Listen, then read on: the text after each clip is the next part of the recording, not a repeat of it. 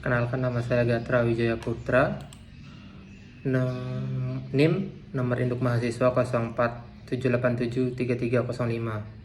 Saya akan membacakan naskah pidato membangun kepercayaan diri melalui keterampilan berbicara di depan umum. Selamat pagi teman-teman semua, bagaimana kabar kalian hari ini? Semoga kita bisa dalam keadaan baik, bersemangat, dan siap untuk belajar sesuatu yang baru. Teman-teman, pernahkah kalian merasa gugup, tangan berkeringat, atau jantung berdebar kencang ketika diminta berbicara di depan kelas, mempresentasikan tugas, atau bahkan hanya memperkenalkan diri di depan orang banyak? Saya yakin hampir semua dari kita pernah mengalami hal itu. Menurut penelitian Universitas Samudra tahun 2024, sebanyak 86% mahasiswa di Indonesia mengaku mengalami rasa cemas dan takut ketika harus berbicara di depan umum. Artinya, rasa gugup itu bukan milik kita seorang, melainkan sesuatu yang sangat umum terjadi di kalangan mahasiswa ataupun anak muda.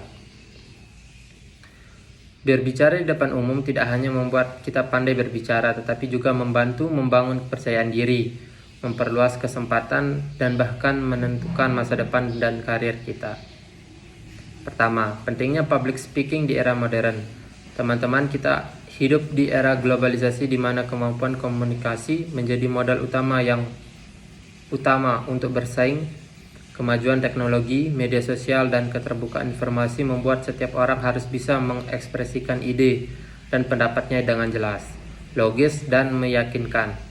Sebuah survei dari Good Start Indonesia tahun 2023 menunjukkan bahwa 65,4% generasi muda di Indonesia menilai komunikasi efektif sangat berguna dalam dunia kerja, mengungguli keterampilan teknis di banyak bidang.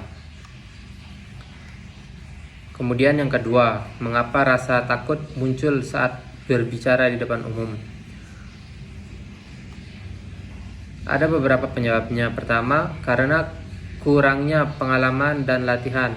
Kedua, karena rasa takut akan penilaian orang lain. Dan ketiga, karena persepsi bahwa berbicara harus sempurna. Kemudian yang ketiga, mengatasi rasa takut saat berbicara. Ada beberapa langkah sederhana tetapi sangat efektif untuk kita bisa mengatasi rasa takut saat berbicara, yaitu latihan pernapasan dan relaksasi, persiapkan materi dengan matang, berlatih di lingkungan kecil, fokus pada pesan bukan pada penilaian. Kemudian yang keempat, public speaking sebagai sarana membangun kepercayaan diri. Berbicara di depan umum bukan hanya soal kemampuan teknis, tapi juga tentang penguatan mental dan jati diri. Setiap kali kita berani berbicara di depan orang lain, sekecil apapun